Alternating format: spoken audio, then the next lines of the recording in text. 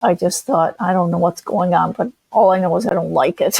And it finally caught up with me around my late 30s when I got a diagnosis of high blood pressure. Tried to get rid of the most obvious junk food, like not eating a whole box of Ritz crackers, for example. Food was the one thing that it didn't lecture me. It didn't talk back to me. It was just there for me to eat and be comforted by. Now, you would think after that type of experience that I would have gotten religion about eating healthy. And I did for maybe 3 months or so. I told friends afterwards, I said I felt like a hollowed out Halloween pumpkin because I had so many parts removed from my body. Then I knew I have to do something on a permanent basis. I cannot continue to eat carbs and sugar and expect to stay alive, much less healthy.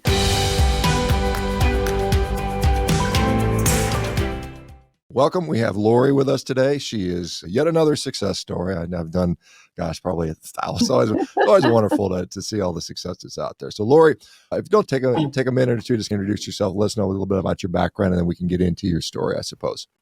Sure. I'm Lori Meyer. I live in San Jose, California with my cat, Daisy. By profession, I am a technical writer in the software industry. I document cybersecurity products for enterprise companies. It's a very interesting and challenging field to be in. But it's tough right now because a lot of companies are laying people off, and I was one of those people that was laid off. I'm currently looking for a job, but I'm of midwestern stock originally. I was born in suburban Chicago. My father's sales job took us there at the time I was born. I was born in a blizzard in January. We lived all over the Midwest, depending on where my father's job took him. So we moved to Omaha, Nebraska, Kansas City, Missouri, Des Moines, Iowa. And my family liked the Midwest, but when my father died when I was 16 years old, my mother decided to move back to upstate New York where her family was. We moved to Rochester, New York after my father died. Unfortunately, my mother died 2 years after we moved. I was 18 years old. And I went to college at Buffalo State College, and I got my master's degree from Rochester Institute of Technology. I got my first tech writing job in Rochester, New York, and lived there for several years. I got a job offer to come out to California, and that's how I ended up out here. And so I love California. It's expensive to live here, but you can't beat the weather, that's for sure. Yeah, so my diet story is up and down, but generally from as far back as I can remember, I loved meat, even when I was a tot. My mother was a very good cook. She used to cook great roasts and broiled and fried chicken and the best Thanksgiving dinner you ever ate. So I always loved meat, and I would get ask for seconds at dinner time. So that was a very clear eating pattern. The second pattern, though, was that I didn't like vegetables, and I would not eat them. And my mother was worried about that, but of course we knew so little about nutrition back then that she thought maybe giving one more potatoes would help. But unfortunately, that just unleashed a love of carbohydrates that stuck with me for many, many years. And that was soon joined by a love of sugar. So I started eating junk food at quite a young age. But despite that, I was a very slender, healthy, energetic child. I used to ride my bicycle all over the place. In fact, I used to ride in the neighborhood with the boys because the girls couldn't ride their bikes fast enough. So I used to just ride all over the place. I jumped and played and kicked, and I had tons of energy until adolescence. And then the bad stuff started catching up with me. I started putting on weight. My body was changing, of course, from a girl's body to a woman's body. And I didn't like any of that. I wanted to be that skinny, energetic kid forever and ever. But that was not to be, of course. So I started developing a lot of abdominal fat, the visceral fat, the bad fat. And my face was filling out. I was developing in all the wrong places, and it just didn't feel right. And so I started to be ashamed of my appearance. And I hadn't quite connected the food part with that yet. I just thought, I don't know what's going on, but all I know is I don't like it. So I just went through my teen years and I started yo-yo dieting. I started to realize that I was gaining weight, and then I was now a young woman and I was expected to be pretty and love to wear dresses and wear makeup and things like that. I was not interested in any of that, but I tried as much as I could to fit in as a young woman. But the eating just started to become a problem. And I think I knew in some way, I was not mature enough to understand it completely, but I think I knew that food was a comfort to me. It was fun. It was fun to eat junk food. It was fun to eat potato chips and drink soda and lots of cookies and ice cream. There was something that was comforting and enjoyable about that. And it didn't occur to me later to connect that with the backdrop of my family situation, which was really quite stressful. Both of my parents were suffering from an alcohol addiction themselves, and that caused a lot of chaos in the family. And I knew, I felt the pain of that, but I didn't understand how to process it. But I knew that if I had a nice hot fudge sundae, everything would feel better. So I just went on in that mode for quite some time. And I was there. Oh, go ahead. No, I was going to ask you, when were you growing up? What years was that? Just out of curiosity. I was born in 1951, so I grew up childhood in the 50s, teenage years in the 60s. Okay. Yeah, young adulthood in the 70s. Yeah. Okay, so we hadn't quite gotten through the low-fat sort of thing yet. That hadn't occurred yet, so interesting. Yeah, that didn't come until later. And that confused me even more, of course. But one day I came home from school, I was 16 years old, and the pastor from our church was in our house with my mother and told me that my father had died of a heart attack. And I didn't know how to process that. And I realized I had no emotional equipment to deal with that because I had been comforting myself with food all this time. I didn't know what to say to my mother. I didn't know how to comfort her. And I didn't know how to ask her to comfort me. And it was just very, very confusing. And so after my father died, it was just my mother and me in the house. And because my brothers were in the service, my sister was in college. And I had to become the parent because my mother was absolutely distraught about my father's death. And she decided to move us back to upstate New York, which we did. And that did not help her at all. Being with her family did not play out as she had hoped it would play out. And she died of a brain aneurysm when I was 18 years old, just starting college. So I had to grow up pretty fast. And so I got through college somehow, but I started putting on weight. I was yo-yo dieting, but every time I went through the yo-yo cycle, another 5 pounds would come on. So the weight was really piling on. And somehow I got through that and graduated from college with honors. And I was the most shocked person of all. I don't know how on earth I did that. But I got my first job and then began to feel the pressures of being in the business world. I had to dress pretty. I had to look pretty. I had to eat like a lady, which I didn't know how to do. So I would just eat properly. I'd just pick at my food at lunches and things like that. And then sometimes I would go home at night and just fill up on junk food. And that was the pattern that I followed for the next maybe 3 decades. And it finally caught up with me around my late 30s when I got a diagnosis of high blood pressure. And that was the first warning shot that was fired for me. Fortunately, my doctor was very wise and decided to let me try to reduce my blood pressure through diet instead of putting me on meds right away. So I did try to cut back on carbs and tried to get rid of the most obvious junk food, like not eating a whole box of Ritz crackers, for example. And I did lose maybe 20 pounds and got my blood pressure back to normal, but that didn't last very long.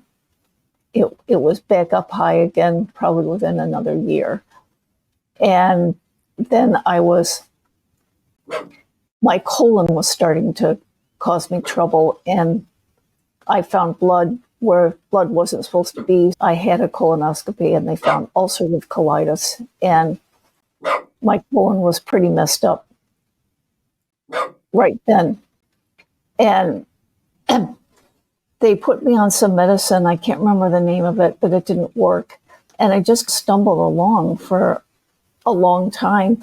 I thought maybe fiber would help with the colitis, and of course it didn't. And I asked my first doctor, what's the cause of this? Is it the food I'm eating? No, it doesn't really have anything to do with diet. Well, what about stress? Because I had gone through a great deal of stress and childhood trauma. No, stress really doesn't play a role. And it's like, well, what is it then? And they said, they didn't have an answer. They really couldn't tell me. Yeah, it's unfortunately that's all too typical. We see that, and even today, I'd say the majority of gastroenterologists will say that diet has very little impact on ulcerative colitis, Crohn's disease, inflammatory bowel disease. It's just, and they don't know what it is. They give you some sort of garbage stuff about that, like genetics or some sort of unknown factor or something like that, or just bad luck. Yeah, it's frustrating. So hypertension, yo-yo dieting, putting on weight, losing weight, now also colitis. Is there more to come, or do you get healthy from this point? No, I unfortunately did not get healthy from that point.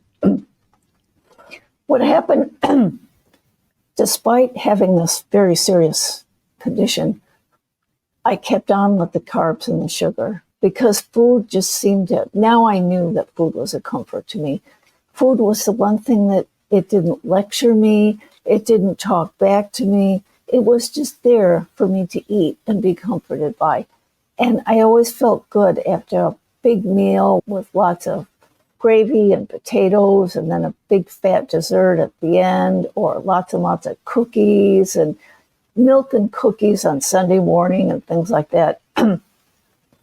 But then I was in my 50s. I developed a kidney infection. I had a huge kidney stone in my right kidney. It became infected. And the infection got into my bloodstream, and I ended up in intensive care for 2 weeks. And what they did was they put a stent in to drain the infection out, and then I came back and they had the stone excised. I guess they do some kind of thing where they blow it up and then it passes out of your body. Now, you would think after that type of experience that I would have gotten religion about eating healthy. And I did for maybe 3 months or so. I was trying to eat more vegetables and trying to cut out the carbs. And this is when the anti-fat, anti-meat messaging started to come through in the 1980s and 1990s. And I bought into all of that. I thought, I got to avoid red meat. I got to avoid saturated fat. And I tried all of that, but it never worked. I always went back to the carbs and the sugar because that was the food that always made me feel better. And my colon was getting progressively worse. I was getting more stitches in my side and just not feeling good. And so I think it was late 2018, I had a colonoscopy that revealed that my colon was pretty much destroyed. And my colorectal surgeon that was assigned to me said, I can try to save part of your colon, but I just can't guarantee it. And I said, it doesn't matter to me. I just want to do what will help me to be healthy. And she said, the best thing to do for you is a procto-colectomy. Remove the entire colon and rectum. You will have to wear a ileostomy bag. And to me, that didn't sound bad because I just didn't feel well. So in 2019, I had my colon completely removed, colon, rectum. And they also did a defensive second surgery. I had a complete hysterectomy because they were worried about my getting ovarian cancer, very high risk of that, both surgical procedures at the same time. And I told friends afterwards, I said I felt like a hollowed out Halloween pumpkin because I had so many parts removed from my body. But fortunately, it worked out. The ileostomy bag has been an adjustment, but it's okay. I'm fine with it. And then I knew I have to do something on a permanent basis. I cannot continue to eat carbs and sugar and expect to stay alive, much less healthy. And I didn't know what to do. And I started poking around YouTube and found a video from Dr. Robert Lustig, who was a pediatric endocrinologist. And he had many young patients as young as age 10 who were coming to his office with fatty liver disease at age 10 and type 2 diabetes. And that was just shocking to me. And he said he was just distraught by the amount of sugar these young kids were consuming. And that kind of scared me. I think Dr. Lustig was the first person that really gave me a kick in the head as far as you got to get this sugar out. So that's when I started a step through that ended up in carnivore for me. So I started low carb. I would allow myself like a handful of club crackers with some soup, and that would be my carb for the day. And I started 2 meals a day, trying to do 18-6 intermittent fasting because some friends of mine had talked about that. That was helpful to them. And that started to work for me. And I was looking for ways to just, step through a way to permanently healthy eating. And finally, I heard about keto. And some people were talking about keto because it's a very low carb way of eating. And I remember one woman saying that she was on keto and she ate a chicken pot pie and she didn't eat the crust. She just ate the insides. And I thought, I can't do that. The crust is the best part. How can you eat a chicken pot pie without the crust? And that kind of gave me an important message of, boy, I must be really addicted to carb if I can't eat a chicken pot pie without the crust. And then a real kicker was a video from Dr. Ken Berry showed up on my feed. And it was his definition of a proper human diet. And he talked about red meat as highly nutrient dense, very good for you, tons of nutrients. And it was ancestrally appropriate for us. People had been hunter-gatherers long before agriculture came on the scene. And they ate meat. They would go out and hunt a huge mammoth or something and just really do nose-to-tail eating. And that's what they ate. And something just really clicked with me when I saw that video. I thought back on my love of meat and how it had been pushed aside by carbs and sugar, which it grabbed center stage. And I felt that I could reclaim my love of meat. I really and truly did love it. It was my favorite food, but I had been in denial, especially in the 80s and 90s with all of this anti-red meat. Red meat causes cancer, it tears up your insides, it's bad for you. Butter is bad for you, eat margarine. And I was buying into all of that, all wrong. And I went back to eating meat, and meat reclaimed center stage. And that wasn't the final transition for me into a carnivore diet. And I have never looked back.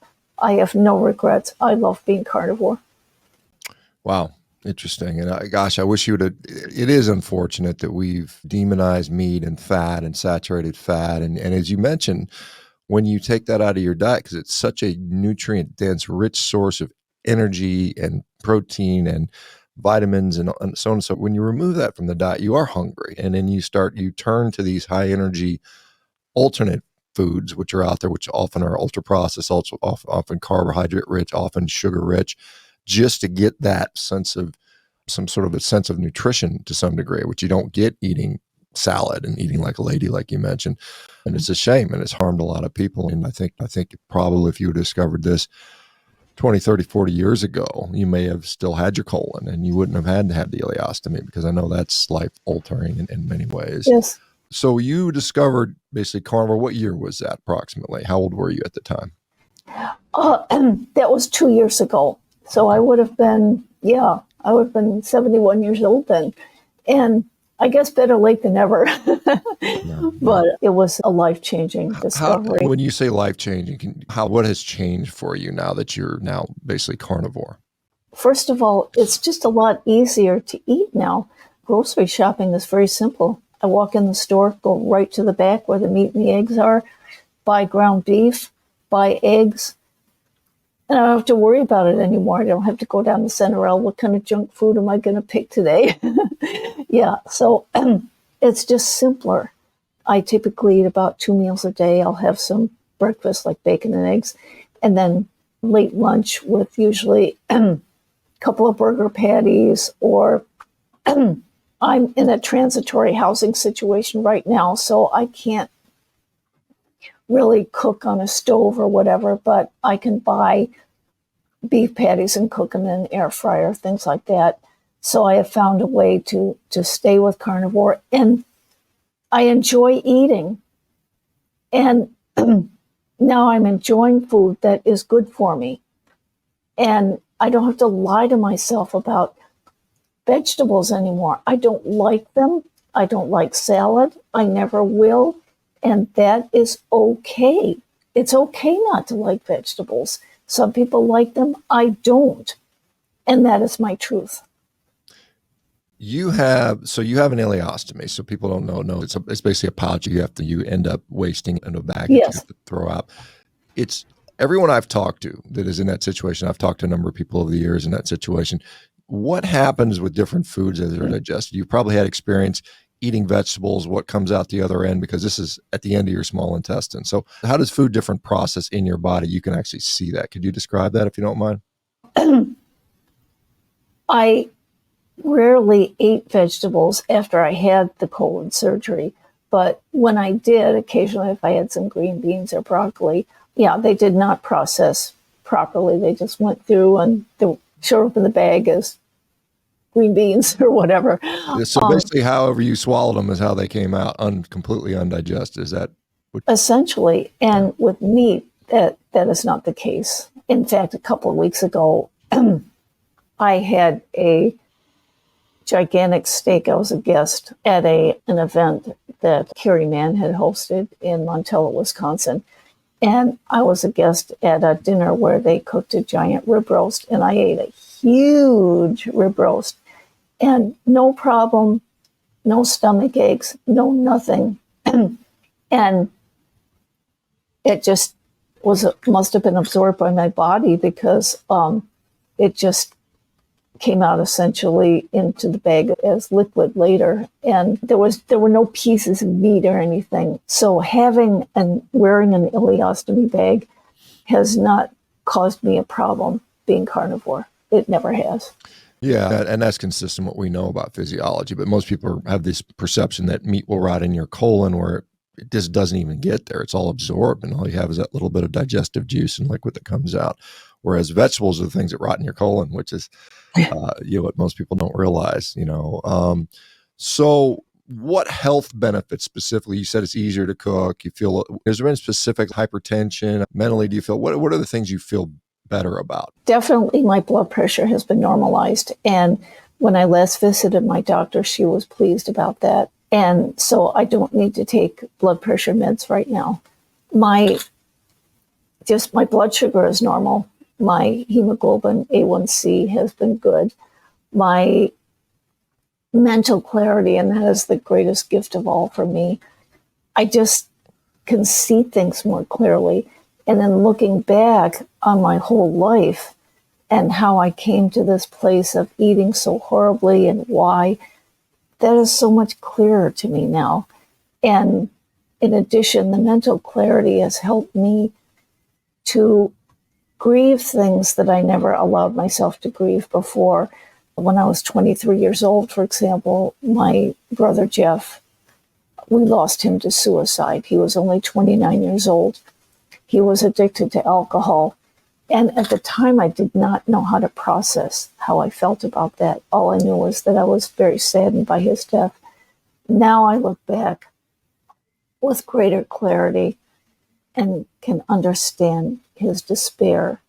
And I wish there was something that he could have done or we could have done with him with love to help him to see that the addiction is not anything bad about him. It was just an unfortunate thing. And so that sort of stuff is, the mental clarity is a true gift. And now that I was laid off from my job, I'm not feeling as emotionally wrought up as I probably would have if I did not eat this way. I can see things more objectively, and I don't feel put upon or persecuted because I was laid off. High-tech layoffs are everywhere, and a lot of people have gone through this. So I can see that with more objectivity than I could before. The mental clarity is a true gift. Yeah, certainly. Do you still have a physician on a regular basis? Yes, I'm actually transitioning to Medicare right now, but I'm going to have the same doctor that I had before. And so I don't need to see the colorectal surgeon anymore, but I'll probably just as part of my regular office visits, they'll just ask me questions about my abdominal situation and if I'm having any pain or anything. And I don't have any pain. The ileostomy bag was an adjustment, but it's okay now because I can still work full time if I were to get offered a job. Nobody can see the bag. It's flat enough so that it's behind my trousers and nobody even has to know I'm wearing one. Yeah, fair enough. And obviously you got to get refills on supplies and stuff like that. I suppose the doctor has to prescribe that, I'm assuming. So are the doctors aware of your current diet regimen? Have they commented or are they even aware of that? I haven't mentioned carnivore at all to my doctor. I just go through the labs, and if they're pleased with the lab results, then I just leave it at that, because I've never actually discussed eating red meat. Although my colorectal surgeon, I did ask her, after I have the surgery, are there any diet restrictions I need to follow? And she said, not really. She said, you just need to chew your food thoroughly and just probably take smaller bites. Just make sure you chew each piece of food that you eat. And I said, so is it okay for me to eat meat? And she said, oh yeah, it's no problem at all. If you want a steak, go for it. And it's, holy cow, this woman's a hero to me. That's good to hear. At least she wasn't totally brainwashed, what many of them are. And speaking of your lab, some people would worry about cholesterol going up on this type of diet. Has that happened to you? Is it a concern with you or anybody else? Several years ago, when I was still eating tons of junk food, my total cholesterol number went just slightly over 200. And so my doctor prescribed a statin for me. Mm-hmm. I didn't really want to take it, but I did because I thought they prescribed it, so I better take it.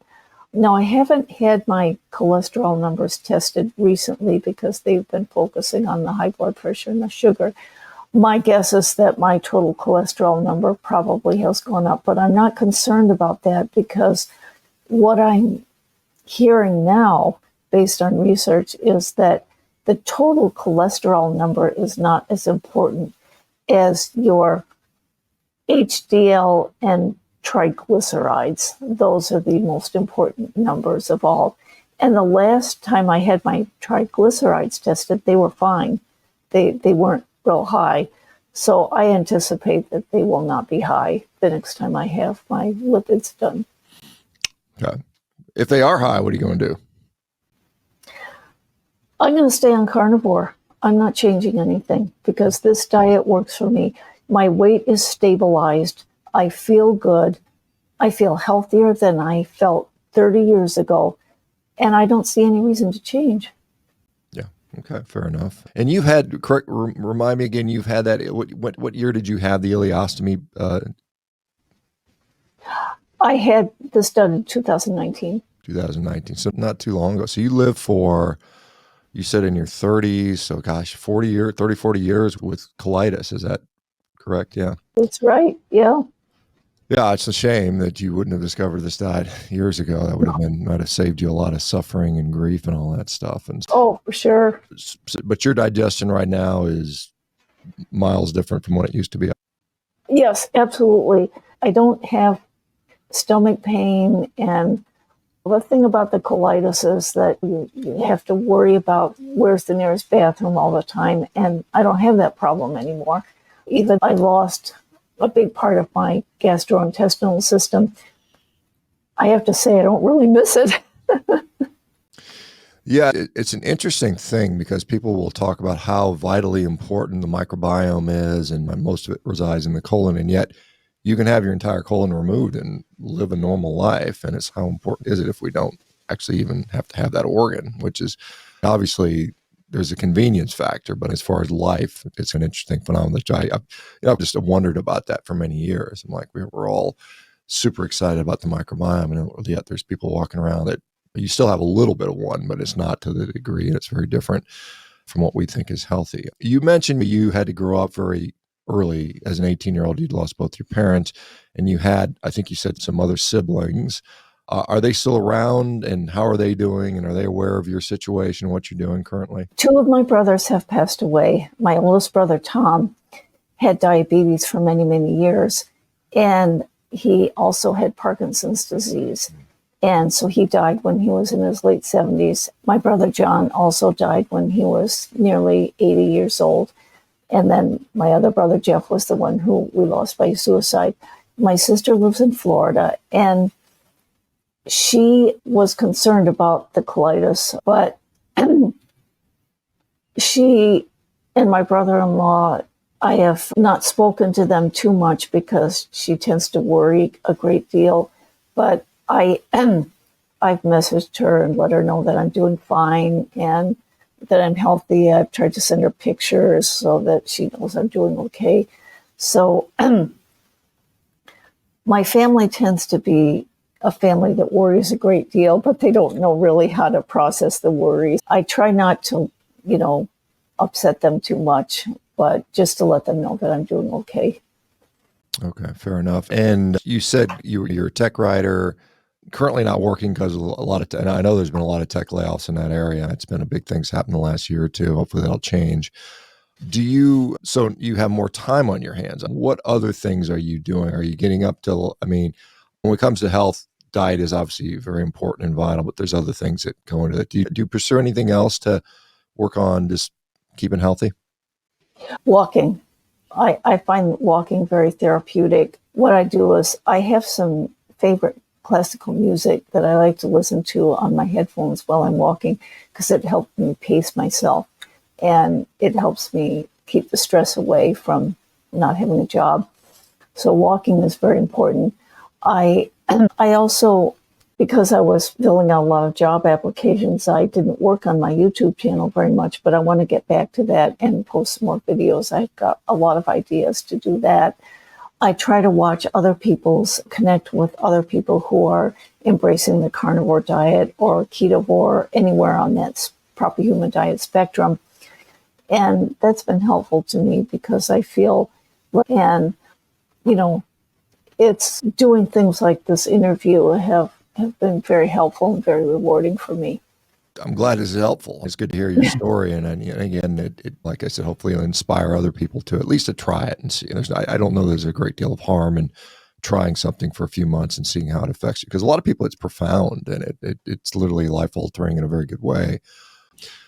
So walking, I think, is not being sedentary is incredibly important, and getting outside. And you said you live in California where the weather is generally pretty nice. And I lived there for a number of years. And I certainly experienced that. And certainly I like right now I'm in Washington, it's cold and rainy, and it's going to be like that for the next 6 months or so. And that kind of beats on you a little bit, but it's beautiful up here. We got beautiful trees and mountains and all that stuff in the ocean nearby. And so there's some advantages, but so you said a YouTube channel.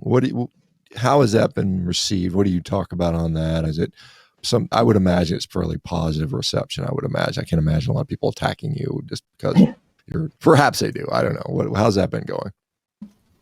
The channel has been pretty well received. In the introductory video that I did, I just mentioned why I created the channel And I wanted to hear people's stories and encourage other people who have been through a lot of trauma related to food and how they came out on the other side, or people who are still having some questions. So I wanted to position my channel as a place where people could feel welcomed and not worried about doing everything wrong, being the carnivore police or anything like that.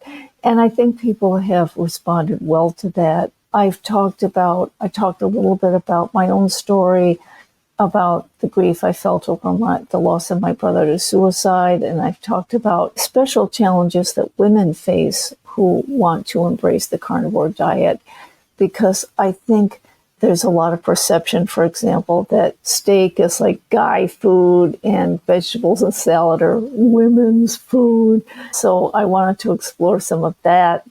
And I have a Google Docs file where I keep the ideas for my videos. So I've got some videos planned for things like why fast food, for example, is not the enemy. And in your book, The Carnivore Diet, you talked about doing carnivore on the road.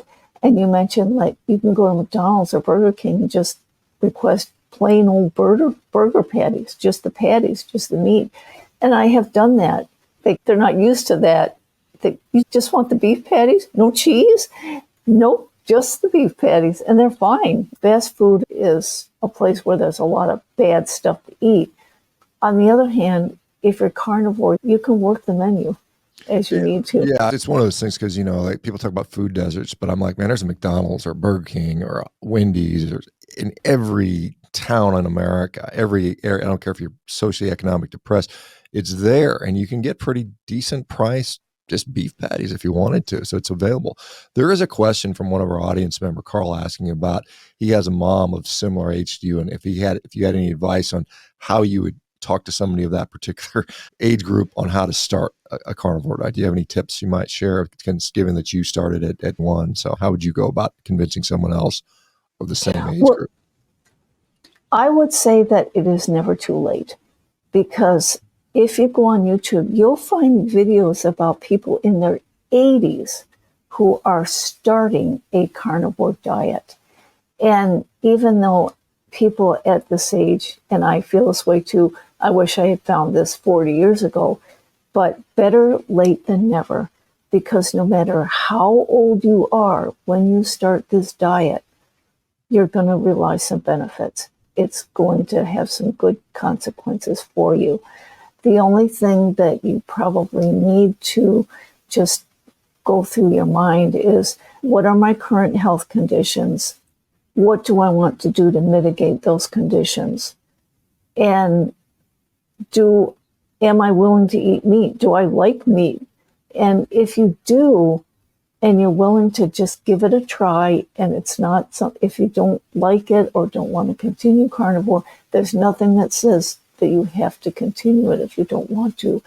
But it is well worth a try. And I am convinced that it's never too late. And I feel like I'm a good example of that, because even though I wish I had done this long, long ago, I'm grateful for the benefits that I am realizing to this very day at this late start. Yeah, I certainly see people, as you mentioned, 70s, 80s, even 90s that have adopted this diet, and with benefit in many cases. And you might point about liking meat, but the question is, what about not eating the other foods? Because it's not hard to get people to eat meat, because most of us do, but it's saying, hey, eat meat to the exclusion of just about everything else. I think that's the real challenge, because, and as you mentioned, a lot of people, what about vegetables? Vegetables are supposedly good for us. And I, like you, I never liked vegetables. As a kid, I never liked them. As an adult, I choked them down because I thought dutifully I was supposed to eat them, and I would try to make them palatable. You'd eat Brussels sprouts if they were smothered in enough bacon and cheese and things like that. You could make them edible, but by themselves, I'm like, this stuff just doesn't do it for me. And I'd always had fortunately, I never had like awful digestion, but I'd always noticed a little bit of bloating, discomfort, and I just thought that was normal. Even as a physician, I thought that's just the way it is. And then when I went carnivore, it was like a light bulb went off. It was like, wait a minute, I don't even know I'm digesting any. I can't feel anything. It just became so quiet and completely without any discomfort, which I thought was, wow, maybe this is how it's supposed to be.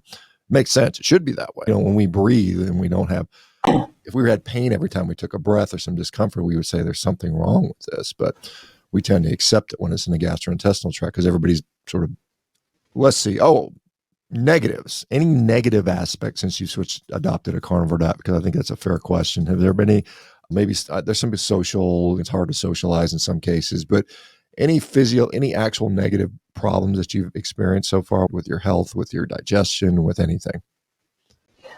I really can't think of any physiological drawback because it really has helped me a great deal. And as far as in social situations, I try to low-key it a little bit because I don't really come out and tell people I'm carnivore. And usually what I do is if I'm in a restaurant with people, I'll just order. I will tell the server, I have dietary restrictions. I am not allowed to eat this. I cannot eat carbohydrates. So I will need some substitutes. And surprisingly, they are quite accommodating. I have ordered, for example, some ground beef patties or maybe a steak, and they'll give me a side order of scrambled eggs sometimes if they are an all-day breakfast establishment. So I have found some good workarounds. As long as I tell them that this is just not a preference, I'm not going to make their lives miserable. These are just things I have to do. And I try not to make a big fuss about it with the other guests. And some people say, you're just eating the beef without the bun. And I'll just say, yeah, and it's fine. I'll just put some salt on it and I'm good to go. And usually that pretty much settles it. So I haven't gotten too much teasing or attention drawn to me because I think people are more concerned about what they're eating rather than what I'm eating. Yeah, fair enough. And it's like, I'd like a steak with a side of steak or something. That's what I'll do. Sometimes when I don't go out to eat that much just because it's honestly just too expensive relative to what I can cook at home. So I prefer to eat at home whenever I can and get to cook what I have. I got a nice big old ribeye cooking right now as we speak, and it'll be ready for me in a couple hours to cruise through. Oh, what do you eat daily? What does your diet look like? That's probably an important aspect. What does your carnivore diet look for you? Are you steak, eggs, beef, chicken, fish, or what do you typically do? For breakfast, I typically have either sausage or bacon with some eggs. And then I usually eat lunch maybe 1 p.m. or so. And that's usually beef patties, or sometimes I'll have rotisserie chicken.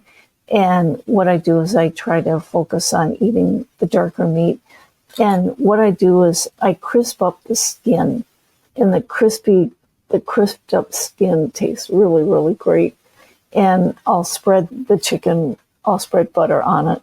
Lunch could be beef, it could be like maybe some stew meat or something, chicken. Sometimes I'll have maybe salmon, only wild caught though, not farm salmon, just wild caught. And sometimes I'll just make some egg salad with hard-boiled eggs, or tuna salad with just tuna and some of the avocado oil mayo. I don't buy the standard mayo because it's got soy in it. And I have a little bit of variety at lunch, but breakfast is typically bacon and eggs or sausage and eggs. That's typically where I am. Do you worry much about like whether it's grass finished? Do you eat a lot of organ meats, or what is your diet? Is that a concern to you? Grass-fed is great, and if I can get grass-fed beef on sale, occasionally it does go on sale, I will get it. But it's not a huge concern to me because what's most important to me is that I'm eating meat and I'm not eating all the other junk. So that is my number one priority. But if I can get grass-fed beef on sale or maybe bison meat or something, then I'll do that.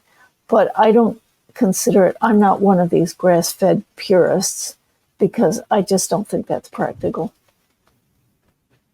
Fair enough. And I'll be honest, most of my diet is not grass finished. It's probably maybe 10, 20%.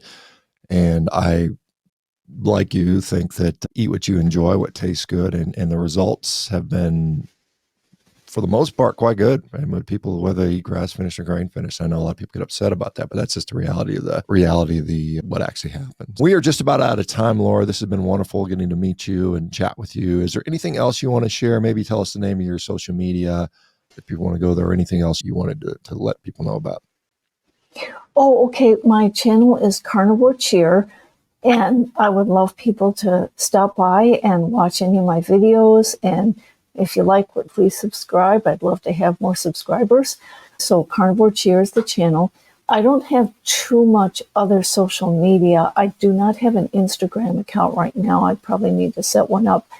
And I'm also available on LinkedIn. And so that is the social media that I'm on right now. I don't typically use TikTok or some of the other social media. So I think my channel is probably the best place to find me. Okay. Thank you so much, Laura. It's been a pleasure. Appreciate it. It's been my pleasure too. Thank you so much for having me on.